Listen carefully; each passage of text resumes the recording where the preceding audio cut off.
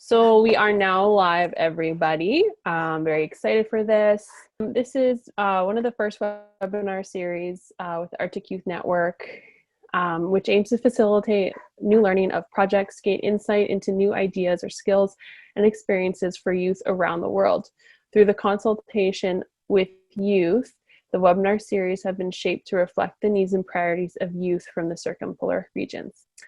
For this webinar, we have 4 speakers who will share their first session of the Arctic Youth Network webinar series.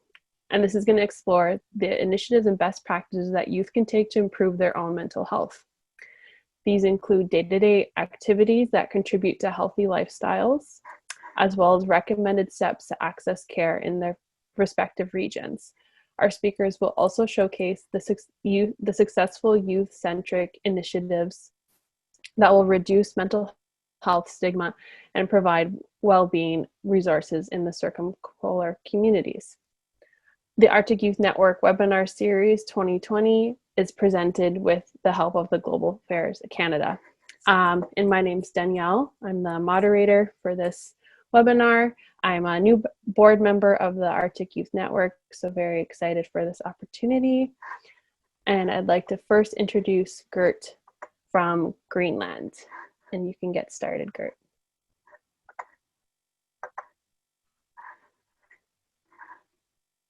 I just can't hear your audio. If you're okay, you could go with your speaking and then we can help Gert get his audio working while you speak. Is that okay? So my name is Shania. I am a young mental health advocate from Yellowknife Northwest Territories in Northern Canada. I currently practice as a registered nurse and in my spare time do work surrounding mental health advocacy, specifically with an organization called JAC.org, which has led me to many other unique opportunities. Just going to share my screen here shortly. Today I'm going to be talking to you about what specifically our mental wellness landscape looks like within the Northwest Territories in Northern Canada, talk to you a little bit more about how you can take care of your mental health along with helping others, and then something you can do to help encourage and change the mental health landscape. So when we look at mental health in Northern Canada, why is my phone, sorry, my computer's just freezing. So when we look at what our mental health landscape looks like in the Northwest Territories here in Northern Canada, it's hard to find statistics and actual valuable information because there's very minimal reporting due to lack of research, lack of actually just reporting the numbers, looking into the numbers. But what we do know is that there's a lack of mental health resources readily available within the North. And unfortunately, many of them are not culturally appropriate for our variety of population that lives up here, Indigenous people, refugees, et cetera, et cetera. The average wait times for services covered by healthcare, unfortunately, are between 5 to 6 months. And only 20 of the 33 northern communities we have in the NWT have a counselor readily available in person. The rest are fly-in counselors that come in maybe every couple of weeks. We also know that Indigenous young people continue to experience higher rates of suicide compared to that of non-Indigenous youth. So when we look at the Northwest Territories, our population is 50% Indigenous, 50% non-Indigenous. So those young people will have higher rates of mental illness and suicide compared to the standard population. Now I'm just gonna check something quickly, sorry. I just wanna make sure you can hear my audio for the video. We'll see. So before we go forward, like I said, there's not many statistics, so I would just like to let you guys listen to some youth from across the Northern Territories, and here's what they have to say about our issues in the North. Please tell me if you can hear this. With mental health in the North, we have a lot of accessing our mental health care. Just turn it up a bit. And those services are not culturally competent, unfortunately. They don't meet the needs of Indigenous peoples across the North. And additionally, those services to get into have astronomically long wait times. It takes, on average, 4 to 8 months anywhere between there to access services here in Yellowknife. We really lack resources compared to other areas in Canada. The wait times are out of hand. People will be waiting months to get in to even be assessed to see what kind of resources would benefit them the most. There's no culturally appropriate or relevant resources that people can access. It's a stereotypical, you go in, sit down, and you're face-to-face with a counselor and you're supposed to tell them your life story. That doesn't work for Indigenous culture. They are used to on-the-land healing and learning through their culture. It's not where you sit down and everything can be healed in a day. It's very difficult because we are in a transitional period from residential schools to like modern day. So, and a lot of people can't adjust with that. So they turn to, you know, drugs and alcohol to cope with that.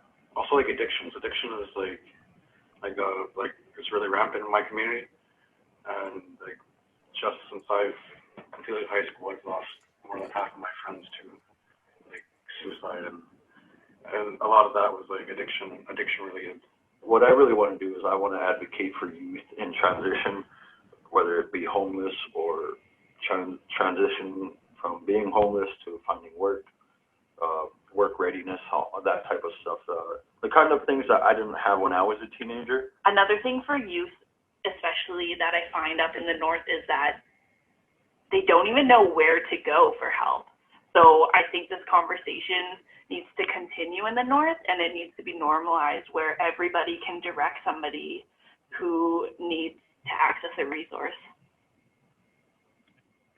So those are just some sayings from youth across our northern territories here in Canada from our Juhán Northern Summit that typically happens every October, but has been adapted due to COVID-19. So now that we understand a little bit more of what the perspective in our northern context up here is, I want to talk to you guys about how you can take care of your own mental well-being and how you can help others take care of their own. So at Juhán, we have a unique resource called Be There. I highly encourage you to go to bethere.org to learn a little bit more about what I'm going to be talking about. But the first thing is, how can you take care of your own mental well-being? There's a couple steps for you to do that. So the first step is to check in with yourself. The second is to do what you need to do. And the third is to seek help when you need it. So when we look at the first step of check in with yourself, there's two things you need to do here.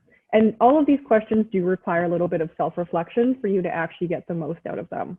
So the first is, how are you practicing self-compassion? What activities are you doing to build yourself up, make you feel better, take care of yourself? So those self-care practices. You also need to understand what feeling unwell looks like for yourself. I know for myself, I start to get very tired. I sleep longer periods of time during the day. My mood tends to fluctuate.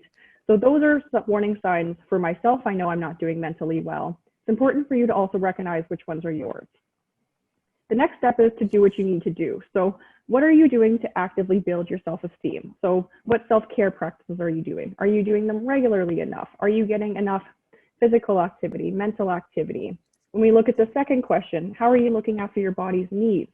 Are you getting enough sleep? Are you making sure you're spending enough time outside of your professional and educational lives? Are you eating healthy and not just having a diet full of fast food? All of these contribute to our mental wellness. It's the same as our physical health as well. The last thing is to seek help when you need it. Now, this is one of the most important steps, I'd say. It's important that you recognize how open are you to reaching out for help. We understand that due to stigma and shame, and as well many cultural impacts on Indigenous peoples, that reaching out for mental health professional help can be very difficult to do, but it's an important step ensuring that you take care of yourself. You can also look at who can you talk to if you're struggling. So is it a friend? Is it an elder? Is it a teacher? Is it maybe that professional counselor? Maybe you need someone to come with you for those supports. It's important to identify all of those steps so that you can get the help that you need. I highly encourage you to take all of these, put them in your phone, write them down when you're in a mentally well space so that you can look back at it when you're not feeling great. So now we've talked about how you can take care of yourself. It's also important that you know how to help take care of others when it comes to their mental well-being.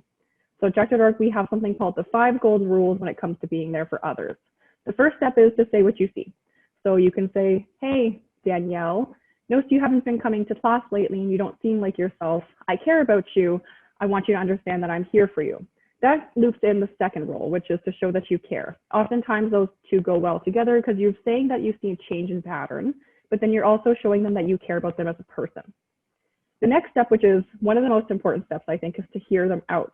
If this person feels comfortable in this space to come to you with their mental health concerns, you have to make sure that you're not overly dominating the conversation and you're allowing them to have that space. Oftentimes, if someone's talking about how they're feeling anxious or depressed, you want to jump in and be like, yeah, I understand how that feels. Like, we've all been there, to make them feel a little bit better. But sometimes it can have the opposite effect and sometimes just shut down that conversation. The fourth step is to know your role. So we're not professional counselors. I, as a registered nurse, I'm not a professional counselor. Even if you are one, you have to understand that maybe taking on this person as a friend is maybe a little bit too much for your mental health. Maybe it's not the kind of care that they need. So it's important to reflect on that. And the last step, which is the most important step, is to connect them to help, whether that be to another friend, to a teacher, to a professional counselor, like we said, or if you have any on-the-land-based traditional healing, whatever it may be for them. If you need to go with them, if you need to look up the resources with them, however, whatever you need to do to get them there. So all of that can be found on bethere.org. It has all of these wonderful videos, all of these wonderful tips. I highly encourage you to go take a look at it because it gives you some good opening steps for how you can go help others. So we've talked about what you can do to help yourselves, what you can do to help others, talked about what our mental health landscape looks like, and it can be very daunting because we know that there's still so much stigma, there's still so much shame, and there's so many things that you need to do. Hi. So one thing that we have at Jack.org is our Do Something initiative.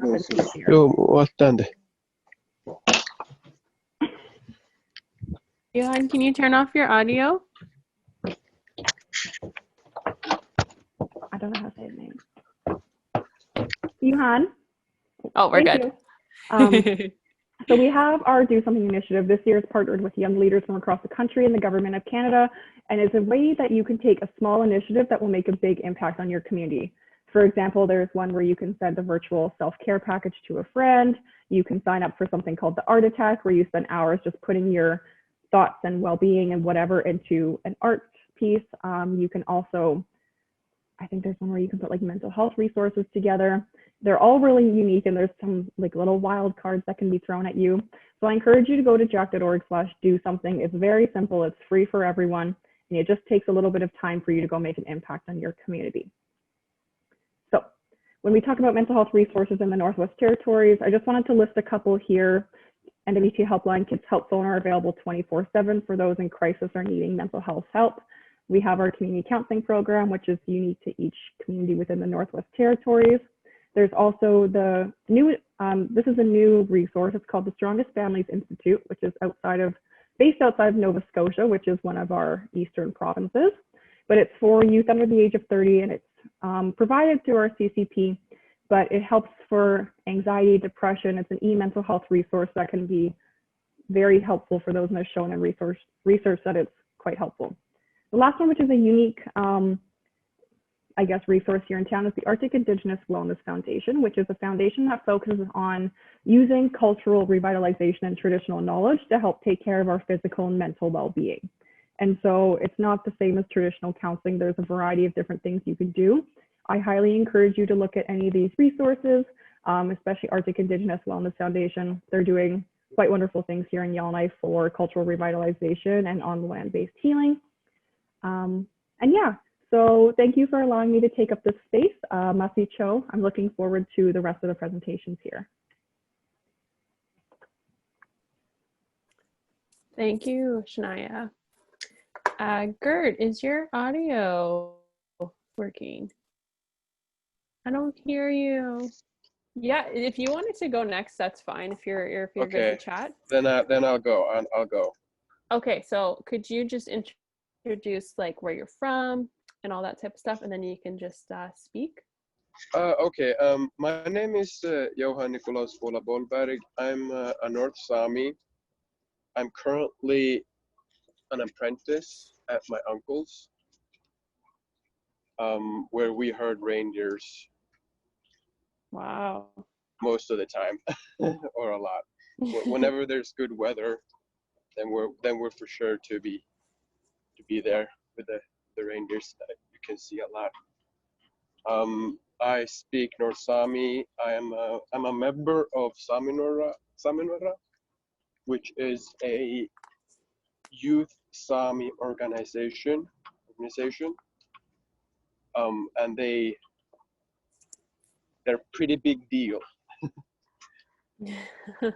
But anyways, what I'm gonna talk about is what Saami sees and what happens, basically. So can you guys see my presentation? Mental health goes Saami. Yes, we can. Yes. Okay. Awesome. The thing is, for a long time, we've noticed a decline. There's been a lot of research and reports about where, okay, Samis we're very suicidal. Even our elders are suicidal and the youth are suicidal. And I'm just going to share to you what I've observed. And number one is exploitations in numerous ways. For example, windmill parks. The government usually likes to put them right where our reindeers are, and they take a lot of area. Even though, and it's in the name of green energy, and I've actually learned a new word called green colonialism. That's basically what my view on windmill park building is right now. I understand it's good and it's good for the betterment of the world and it's all that, but it's also, there's always someone who has to pay a price, and it's usually the Samis, because we're just a minority and the needs of the many outweigh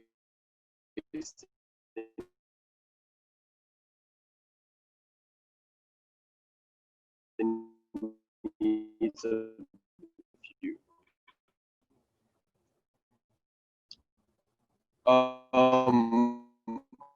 But what I've also noticed and observed and experienced myself is soft gender roles and their respective enforcements. For example, about reindeers and the nature, and the reindeer herders are very mechanized cars. We use snowmobiles, ATVs. We started to use 4 helicopters.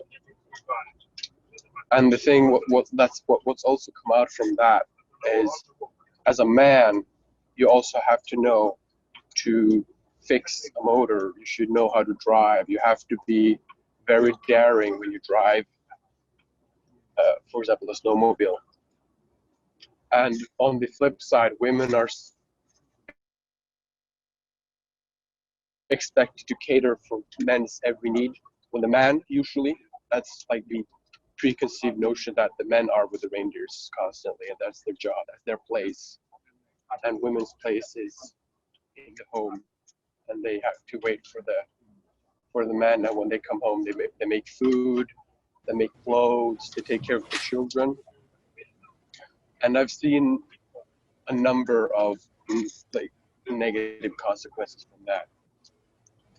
A third observation that I've seen for sure is lateral violence, which can manifest itself in many ways. For example, alcoholism, sexual assault, but also that the groups within our community go against each other. So recently, I've noticed, since I'm a North Sami speaker, I get a lot of shit for speaking Sami, because then I'm not including those who don't understand Sami.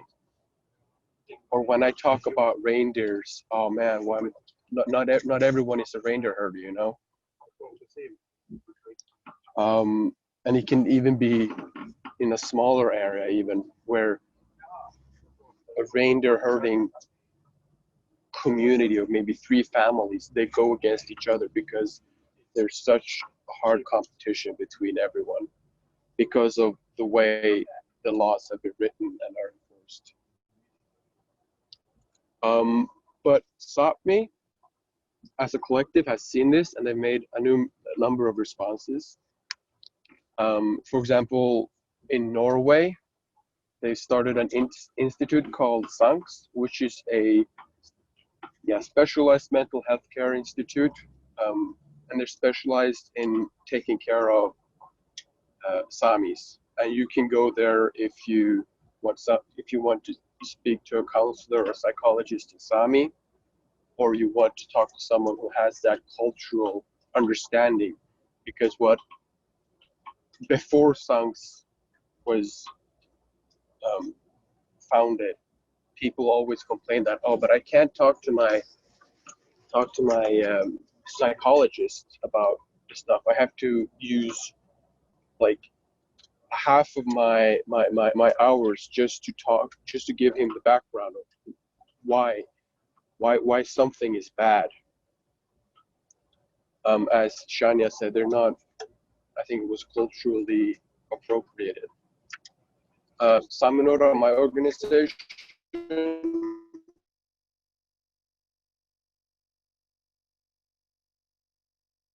we've been very open, and it's okay, and if you need help, you should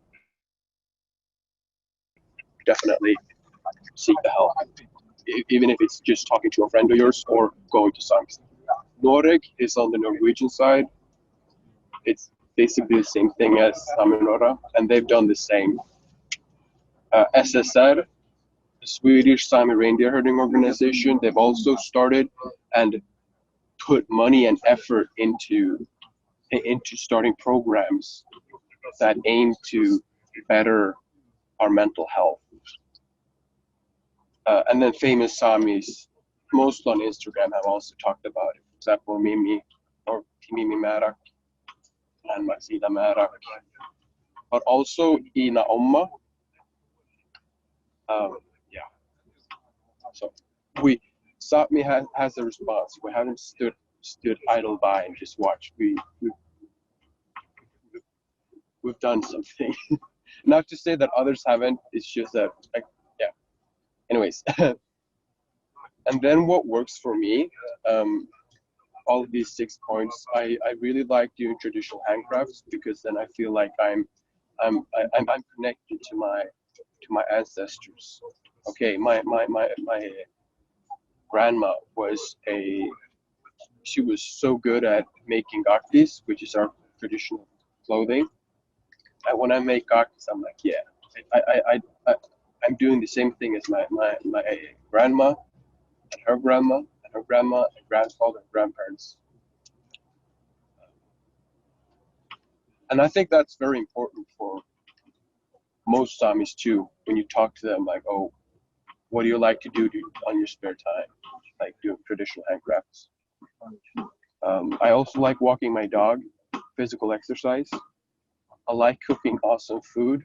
For example, boiling meat. That's our traditional way of cooking reindeer. I really enjoy speaking Sámi, because Sámi is we have certain words for everything. So it's a very, you get all these nuances when you know how to speak it. And especially when the other person also knows the nuances, you can have pretty incredible conversations. I like cleaning my room. I read somewhere that your room is kind of like your headspace, and if it's messy, it kind of reflects your mental state. So I like to clean my room and make sure that it's not there hasn't been a bombshell there. And also having an adult to talk to. But it doesn't have to be an adult. It could be an elder. It could be someone your age or someone who's younger. But for me, it means more to have someone who's older than me that I can talk to. Yeah, I'm done now.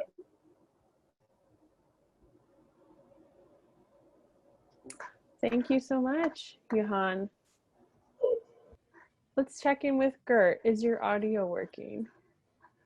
I'm trying. Yay! Can you hear me? Okay. Okay. We got through it. I tried to share the screen with my presentation. My name is Gert. I'm a family health doctor living in Greenland. I have been a family health doctor for more than 30 years. And in here you can see my family. And my family is very important for me, and it's important things I will tell you about, because that is one of the most important things to move the health and well-being forward in our area. And I will go to the next picture. am working with capacity building in our area. There have been so much research and education coming from outside.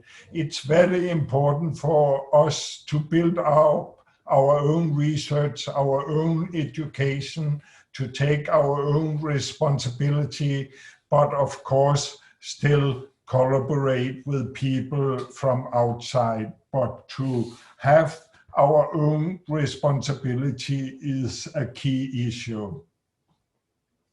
In Greenland, we have self-government, and that is one of the things 10 years ago when we get that, we recognize then that the people of Greenland is a people according to international law with the right of self-determination.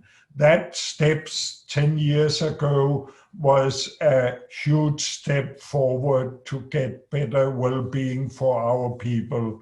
To have our own language and recognized as a language for our area, to have common responsibility and solidarity and equality is important for us.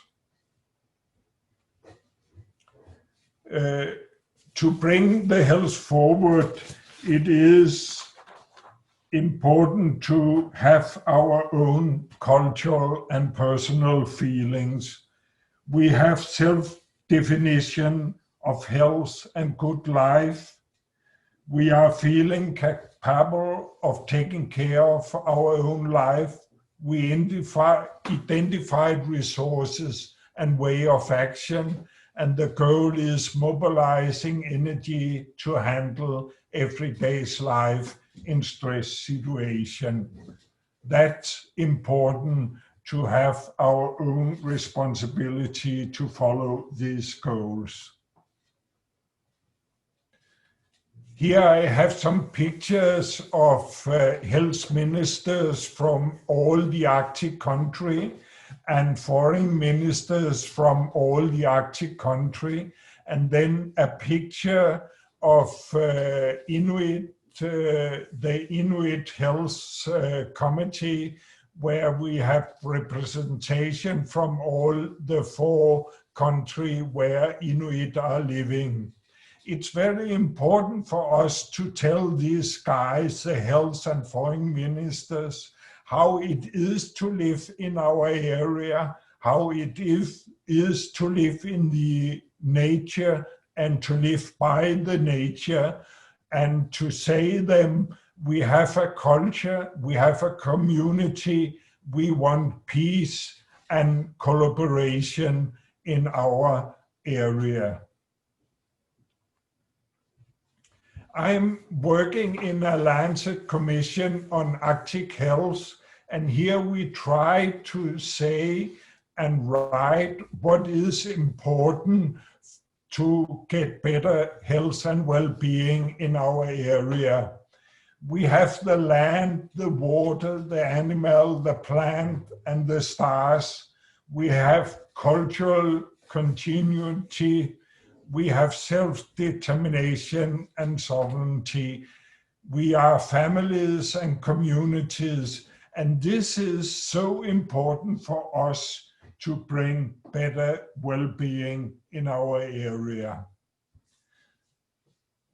Then we also are using the technology. We are using that now. We are using that to get better health in the different area. Here you have the iPhone to use as an instrument to look at the eardrum, so it's possible in remote area to get the specialist information, to send a picture and have what to do about this problem. The communication is important, as we today have a webinar and bringing people together from all the Arctic area. This picture with the boy with the sunglasses is my son, and the other boys behind. They have been together since they was very small, and now they go on muskox hunting with the family bows, and being together as they were children and now grown up, and some of them have children by themselves, but still they are together, and now they are building a cabin in the nature where they can go out with a boat in summer times on reindeer hunting and with a snowmobile in the winter time. Some have their own boat and some are using our family boat. And before the cabin is finished, the tent can be used to come out in the nature. And the last picture here I show is a key issue of my presentation. It is telling that collecting food, preparing and eating together in the family, that's a huge issue for all family and community in our area. This is my family and this is my food, and there is a story behind the food. There is a story when we are sitting together and eating. It's not only food, it's much more than that. It's health and it's well-being for all of us. And I hope some of this will bring something into the presentation which can be discussed afterwards. Thank you. Thank you so much, Gert.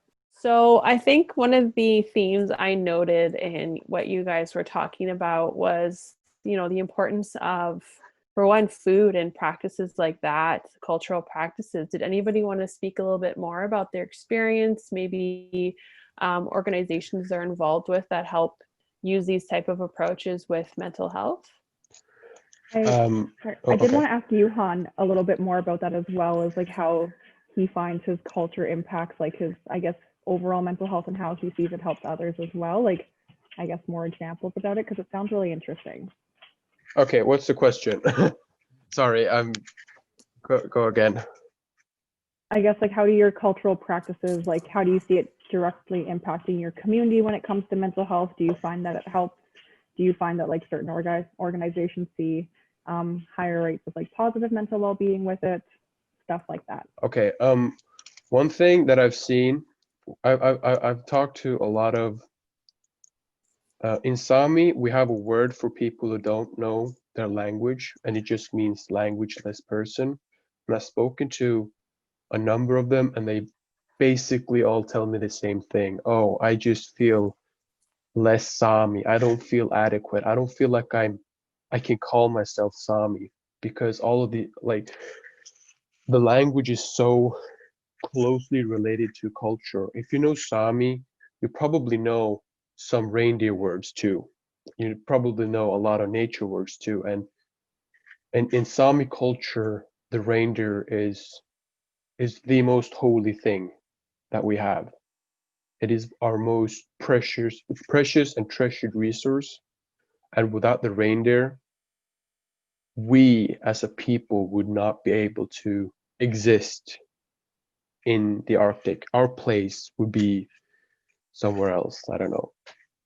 And during the colonization of the Samis, a lot of these cultural practices were deemed devil worship or less, or not as good as the colonizers' cultural practices. So a lot of people aren't grown up with reindeer herding. They don't have the language spoken at home. They do certain handcrafts because it's easier to start doing that than compared to others.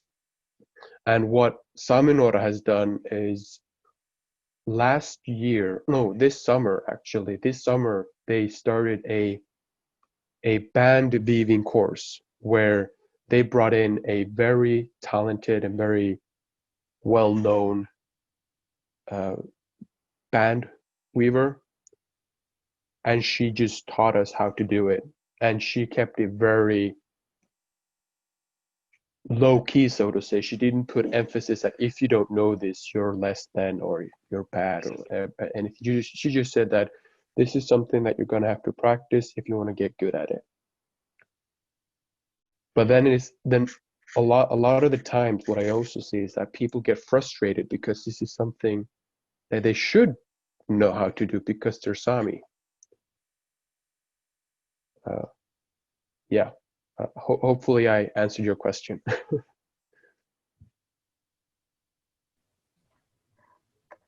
Thank you, Juhán. I think it'd be great to continue that conversation as well, add other people's, the other speakers' experiences with these type of like pressures, you know, to know your culture, but then for people who don't know their culture, like how are you to learn about it?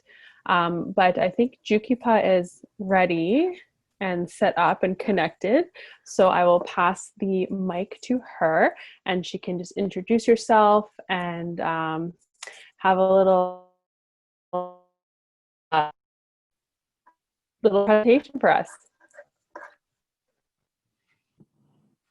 Hi, everyone. Can you hear me clearly? Yes. Is there any skipping of my voice? Okay, wow. Thank you so much. I'm grateful you all have been very patient with me. This has been me trying to connect for the past whole interview. Thankfully, I was able to also hear all of your wonderful presentations by attending this call as a listener. So that way I didn't miss out on your awesome feedback and information. I actually don't know if I will be able to share my presentation because so I'm just going to talk about it. And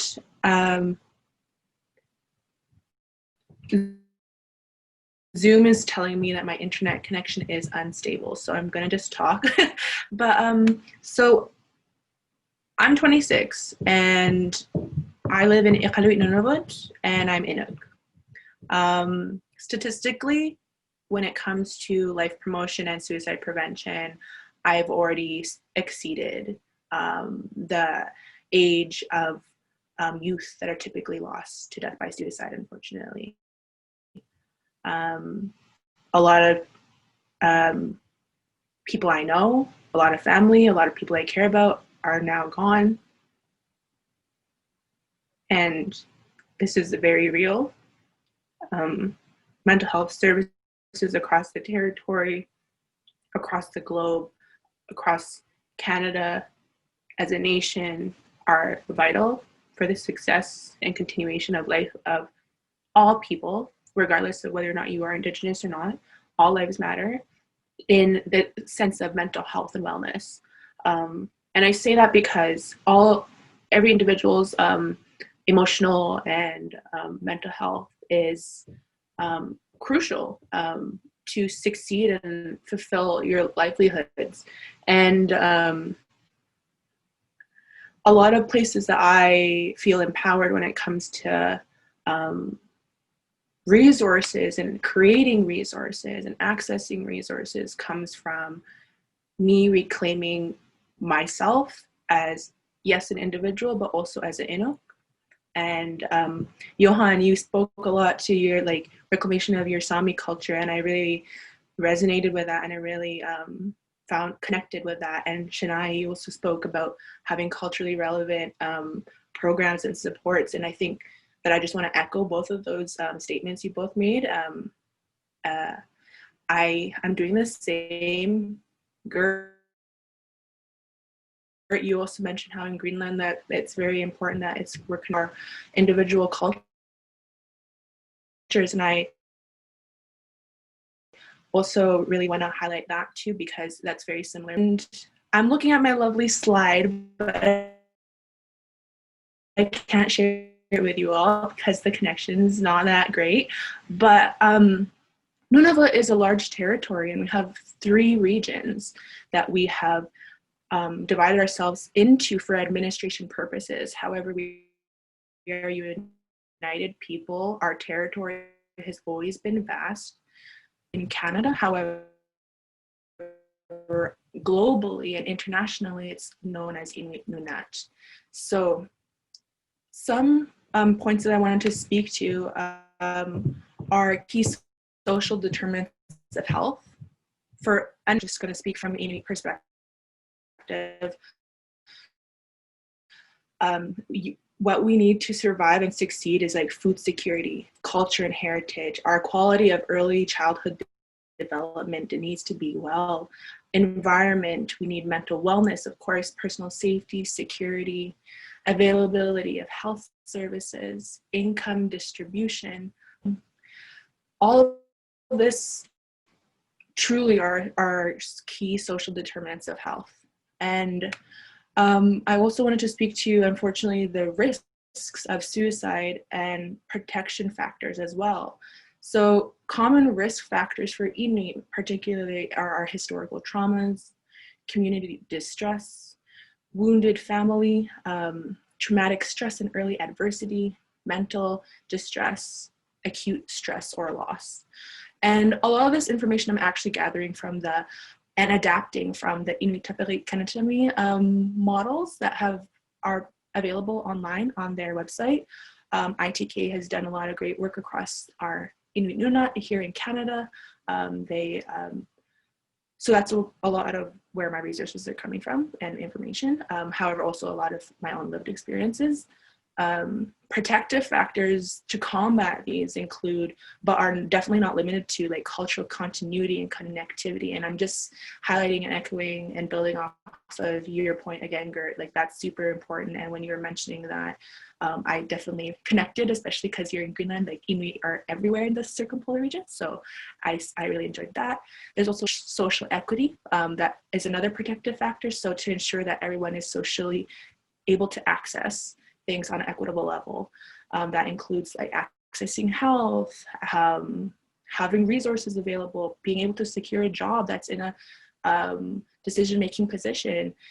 And other factors include also like family strength. And I see that so much in so many different families. And I think that that's one thing that I'm very happy to say that I have within my individual family. And I see it in many others as well. And I always like to congratulate people for like being so strong always. Another protective factor is healthy development. So what that means is like having the necessary nutrients and social needs met so that young people can grow up in a way that they are able to have a good mental health and wellness. And then mental wellness, of course, is a huge protective factor. Like we all have mental health. I had a wonderful opportunity to actually connect with Juhán and Shania at some point throughout my 26 years, and it's all been through life promotion work. I was able to connect with Jack.org, and that's where I met Shania, and I was able to connect with Project Creates, and that's where I met Juhán. So this mental wellness has been a huge factor for me, and any way that I try to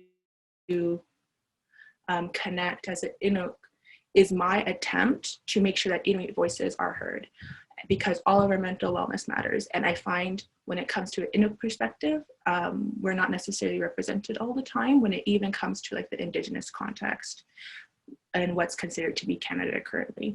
So that's my little effort to try to like make sure that Inuit voices are heard. Just me, I'm one person, but I am a person. And I remind myself that the space that I take up influences others to potentially do the same.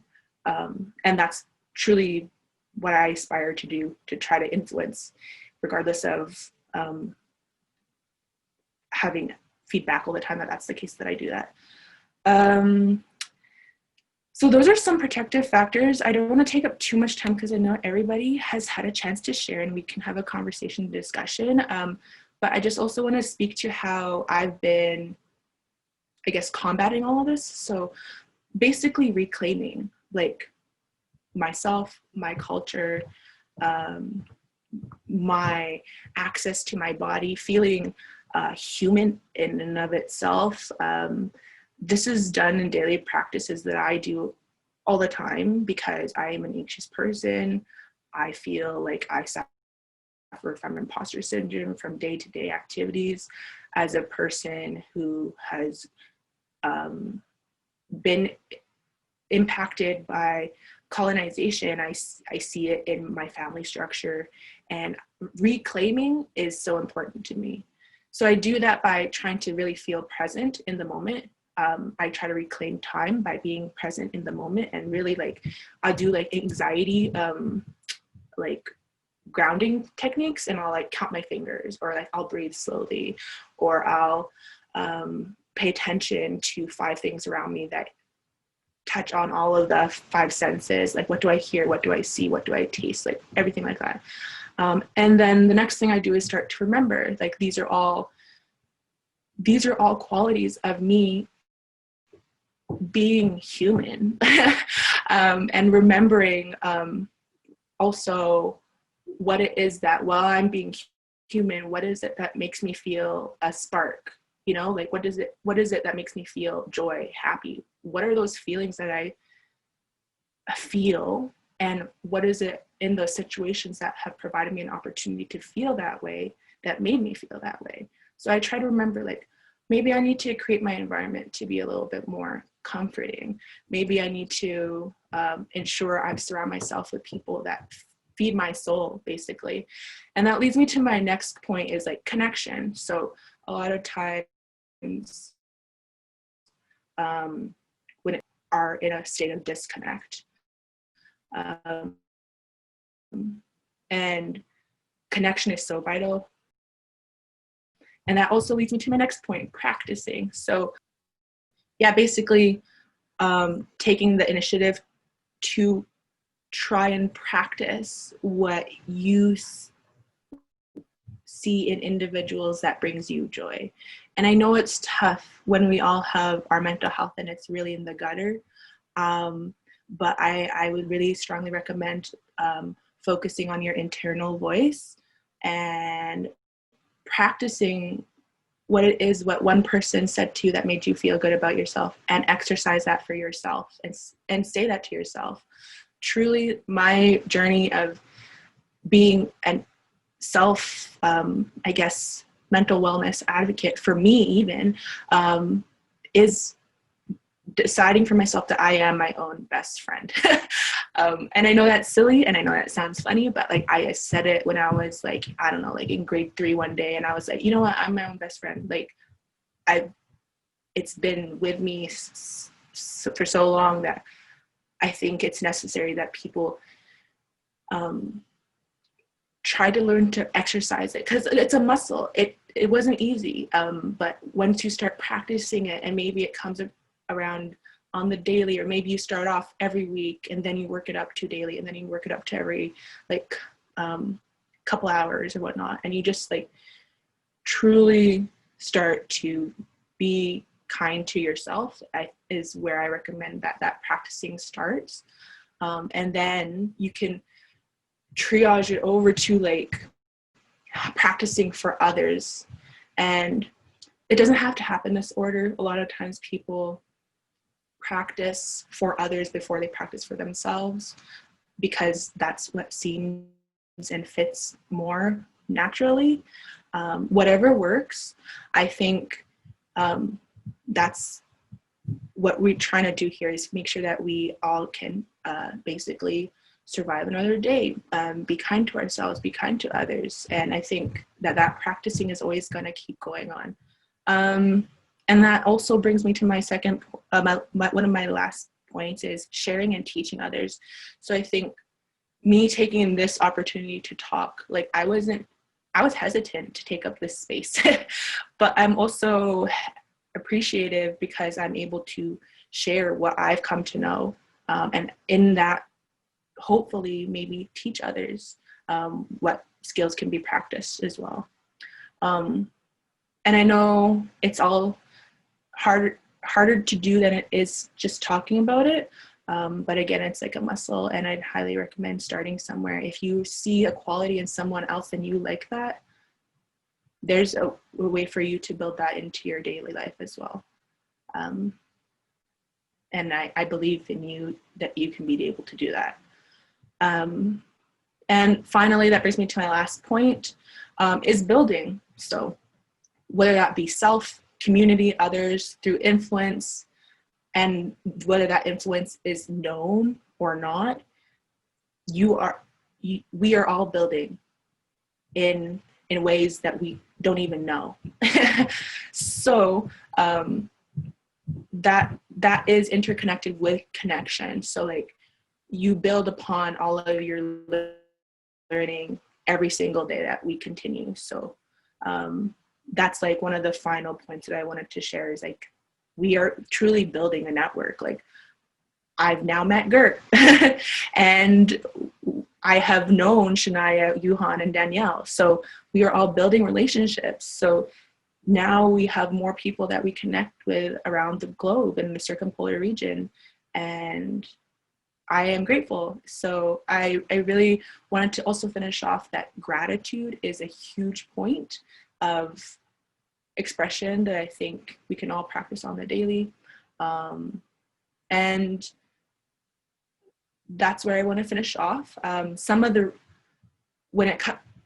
resources that I would highly recommend anybody access if they have issues with taking on this role, or feeling like you can take up space, include like We Matter campaign. That's part of like Canadian supports. Right now, it's an Indigenous youth-based multimedia platform that can be accessed online. So if you just Google We Matter, you can access all of the resources that they have to offer, which include toolkits to help youth, counselors, and community members to support their young people. And it's primarily Indigenous based because of like the reality of loss to suicide amongst the Indigenous community. However, any person can access this resource. Non-Indigenous, Indigenous people to different nations and territories across the globe, whether that be in Africa or like New Zealand, anywhere, like people can access these resources. That's one resource that I want to, and I am over time. So thanks for letting me take up that space. I'm gonna pause my mute speaker. Thank you so much, Jukipa. So that was our 4 speakers. Amazing, you guys. I loved it all. I think everybody loved it all who's watching. If there's anybody who wants to, ask another speaker a question, go right ahead. We do have a question though from the audience, and I think it's a really good question to get everybody's opinions on. And this is, how can people from outside the North act as allies to support Northern mental health? Anybody wanted to, you can think about the question, but if you want to start, sure. Yeah. I can start. I already have one. One situation that I constantly find myself in are situations where there are people asking me questions about my culture in a dishonest way. This happened once at the school that I studied at, where I was just sitting there minding my own business, and suddenly 5 other people sat around me and started asking, "Yo, you're a reindeer herder, right? Oh yeah, can you speak Sámi to us? Can't you do?" And is it true that Sámis don't pay taxes? Is it true that Sámis only receive welfare and blah, blah, blah? And I quickly realized that I was in such a disadvantageous position that no matter what I said, it was just gonna not end well for me. And but what happened afterwards, or during that time, I wasn't the only one there. We weren't only 6 of us at the lunch table. There were other people around, and what would have meant a lot for me would be like just an adult or somebody else like, "Yo, you guys are you're clearly harassing this young boy. So please stop doing that. So that whenever you see, doesn't matter if it's on the internet or in real life, step in and say, yo, maybe this is that's at least what I would want, for allies to also be a part of discussion and say, yo, maybe we should hear this person out, because a lot of it is just, they're just drowning us out. We can't even say anything. We can't get our voices heard. And then maybe having someone take up that space and then give it back to us would be great. Thank you, Juhán. So yeah, you're more suggesting that allies like show up, you know, like it's not just to turn a blind eye.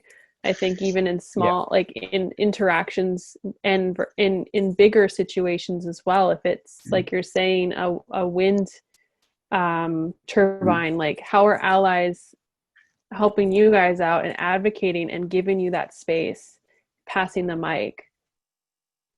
Yeah, it would be a great help.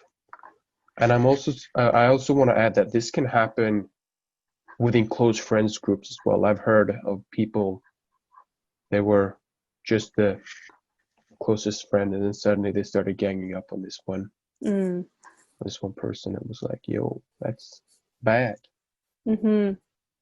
Not allies. Yeah, it's more than just performance, right? It's like, it's action. Yeah. Thank you.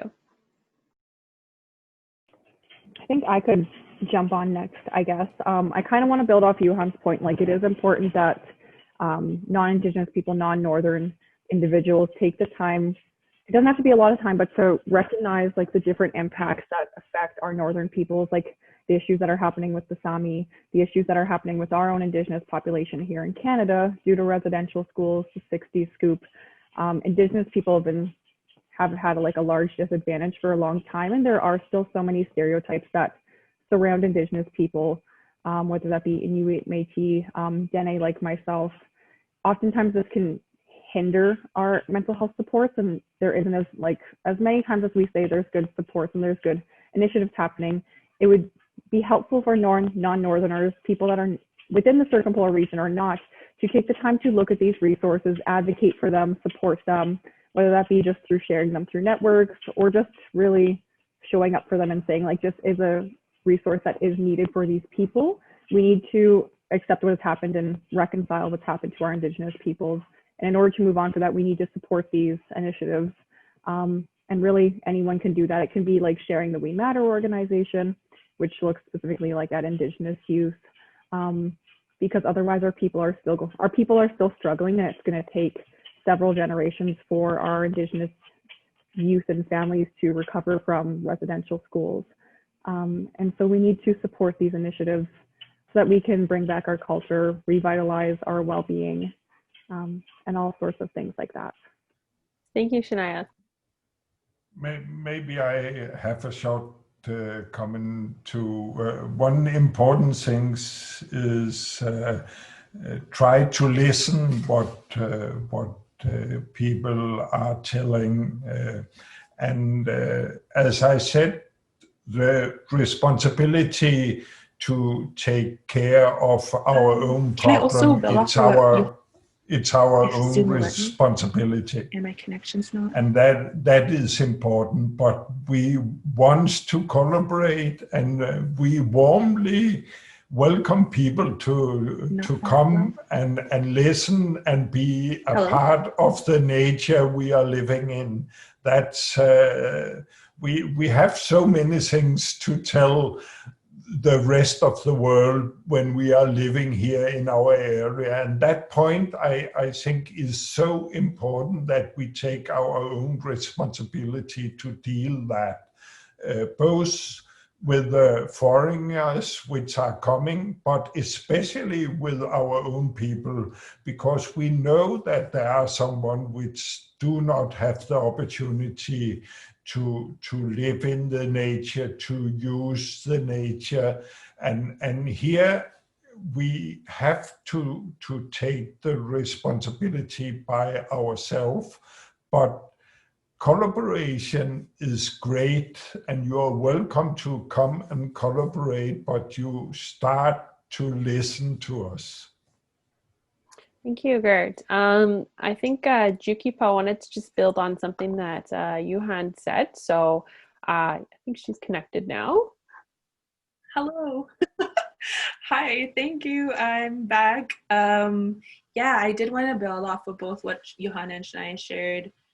I wanted to share a little bit about holding space as allies, as non-Northerners, as non-Indigenous folks to the land that's now known or considered to be Canada. Holding space is a big one, and what that looks like is validating marginalized communities in their feelings and in their views and their struggles and challenges that they face, and not only validating but making them feel comfortable enough to continue sharing their voice, and that's holding space, and that's what you can do as an ally. You can, when it comes to Northern specific mental health and resources, one thing that I'd really highly encourage any non-Northern allies to do, or non-Indigenous allies who happen to be in the North or anything of that nature, any ally, is please support us in our connection and intersectionalities with an environment and our mental health and wellness and land sovereignty. Because so much of where our mental health and wellness lacks is due to our inaccessibility to our land and environment and culture. And they are not separate to Indigenous peoples a lot of the times. They are the same exact thing. I imagine it's very similar for any non-Indigenous person as well. Like, you probably feel really well when you are connecting to the environment and maybe swimming, enjoying the water at a lake, or you're out mowing your grass and or you're by trees. We don't have trees here, but you guys maybe you're by trees and really enjoy that. That's a way to connect to the environment, and it's invigorating and refreshing, and that's something that is very vital for Northerners as well, and Indigenous peoples to the circumpolar regions. And as allies, what you can do is make sure that that connection is respected, the integrity is honored, and that is in place in policies and jurisdictions and legislation, and that's recognized. A lot of our government systems are siloed, so that's a huge barrier. However, something that I think can be worked towards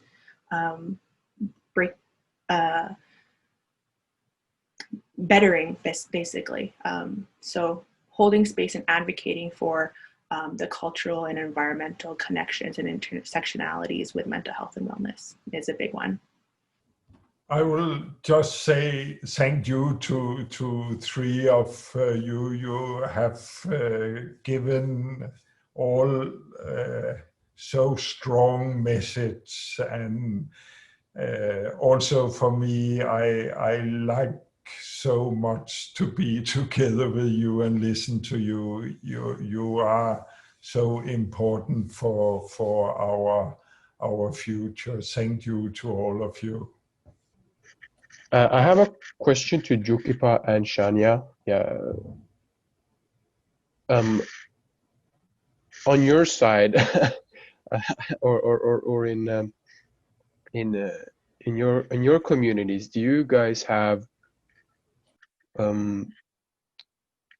initiatives that reclaim your languages and your cultural practices? Because that one course that I talked about, that's just one of many, but it was specifically targeted for youths. But do you have any initiatives that are targeted for youths, and if so, what? And yeah, I can go first if that's okay. Yeah, thanks, Juhán. I think that's a really important question. Language is so integral to culture. And yes, there are initiatives that are taking place to reclaim and revitalize like Inuktitut in Nunavut and other communities and regions that are Inuit Nunat, so internationally. Some that come to my mind initially are Birovik Center, which is based here in Iqaluit, Nunavut, that allows for Inuit and non-Inuit as well as some, I understand. If I'm mistaken, anyone please correct me. But it's a language-based program that allows Inuit to learn their language in like a institutional setting. And I say that because it's offered in a building, and that's the program structure. There's also other initiatives that allow for young people to interact with elders and cultural leaders and teachers and facilitators that use Inuktitut on a daily. And that's offered amongst a vast amount of communities and amongst different programs, some of which that come to mind are in the Kitimute region here in Nunavut. There's that Cambridge Bay Hamlet that provides life promotion classes to young people. And that includes like going out on the land, being able to engage in cultural activities and anything of that nature. So the Department of Healthy Living Hamlet in Cambridge Bay is a resource that helps youth in the Kitimute region, which is really good. There's also the Ilisimatusarfik Literacy Council that provides youth opportunities for accessing funds that really support language revitalization and cultural revitalization as a whole. That can range from so many things. One of the things that I have accessed is that funding to help create a space for LGBTQ plus community here in Iqaluit. And it's actually a closed space for us queer folks so that we can feel a sense of security in that sense. They provide funding for loads of youth-focused initiatives and programs, and a lot of that centers around the language revitalization as a component of cultural revitalization. So I see there was a chat mentioned for me to write these down. I can definitely do that so that this can be shared after the call, and I can distribute that after. I have loads of resources that I want to share, so maybe they can be more accessible, but that's my long answer. Thanks. Thanks, Jukipa. All of those were super interesting. I feel like my response isn't going to be as good. When it comes to, I guess, our cultural revitalization, our language revitalization, as a non-Quechua speaking Dene person, I grew up in an area where my language wasn't promoted within my household due to stigma from certain sides of my family. As an adult trying to navigate that space, many of our Quechua youth and our Dene youth within the Northwest Territories don't speak their language. You see a lot of youth are having a hard time with that. I know for my Quechua government, we have this program each year. It's called the Trail of Our Ancestors, where it encourages youth to go on a canoe trip between our Quechua region with elders, with people from the community. And during that time, we get a connection to the land. We get a time to try and revitalize our language and start to learn that. We've also seen the government started to fund more elders and traditional knowledge keepers within our schools throughout the Northwest Territories because our languages are dying at a rapid rate.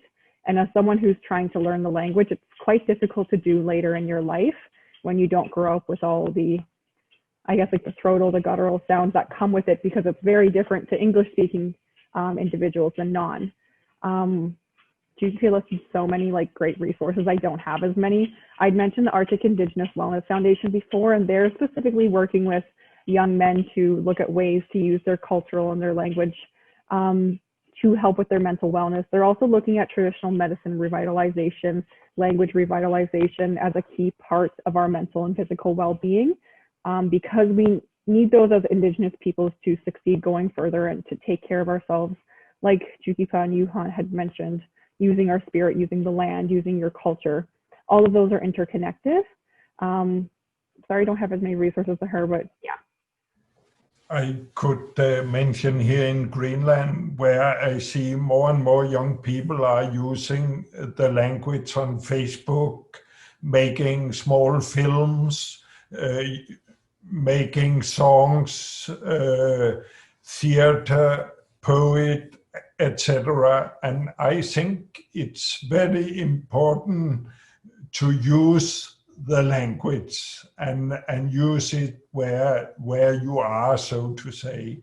And Facebook and other media where you are sharing with other, it's quite different when you do it in Greenlandic compared to do it in Danish or in English. So the meaning of what you focus on will change when you are using your language. So it's very important to use the language. It's even more important, so to say, to use it than to learn it. I would say, of course, you have to learn it so you can use it, but if you only learn it, and sometimes the school system is a system where you learn and maybe not always use. So the important to see it being used in songs and Facebook and theater, etc. I'm very glad to see that development here in Greenland.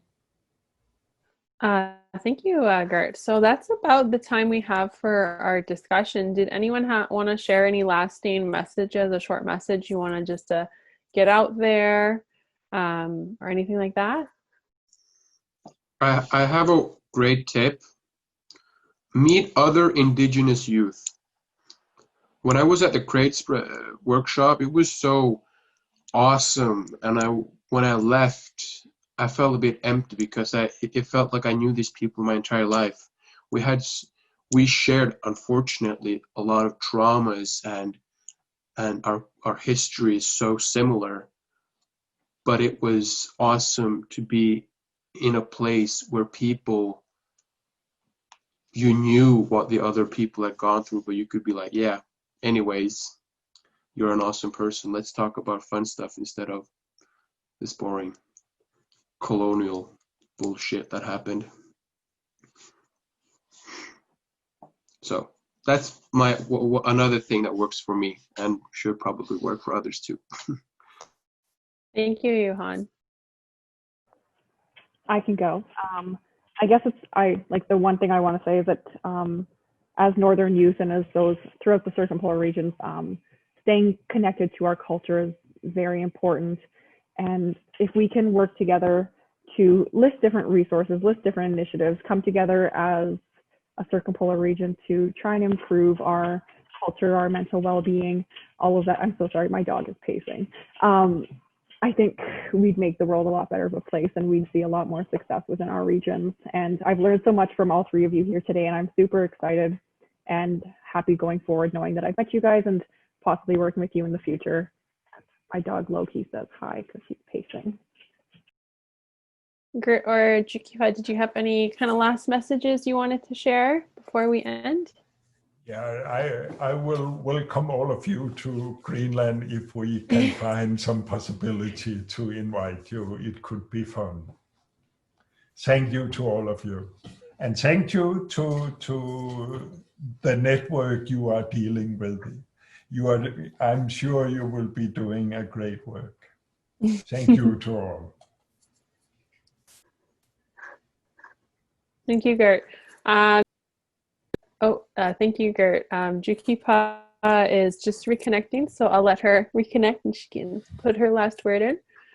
If you wanted to share your last words for this webinar, you can go ahead.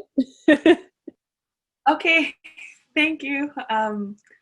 I just wanted to share a big thank you for everybody who coordinated this and was really patient with me, everyone on this call, all the people who are listening in on all of us.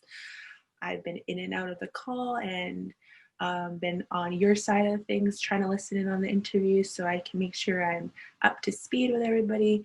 And I really want to say thank you for taking the time out to truly listen to what we have to offer, asking engaging questions, showing that you're actively listening, and taking the time to take that feedback and hopefully practice it and take action on it. So really appreciate all of this support and this platform that we were able to access thanks to Arctic Youth Network, and reaching out to all of us and really connecting us and giving us this platform. So just a big thank you. And I will be following up with those who are coordinating this with some resources to like further share if that's something that would be like maybe passed on like your guys's like platforms. I can definitely look into that further and make sure that that's all like documented. Yeah, thank you, Jukipa. Yeah, so I just have some closing remarks and like kind of FYIs to end this webinar. So again, thank you guys so much for sharing. It was great to just hear, and I think there was quite a few, even though we're all from different areas, there were a lot of similar themes that we can all connect with, and as well for like non-Northerners or non-Indigenous people to understand, you know, what mental health is to different types of groups of people, and to think about mental health beyond just sitting in a counselor's chair. It's the connection to land, to culture, you know, reducing barriers, all those types of things I think are very intertwined with mental health. And think throughout your stories, that's what I was thinking about when you guys shared your experiences and your thoughts.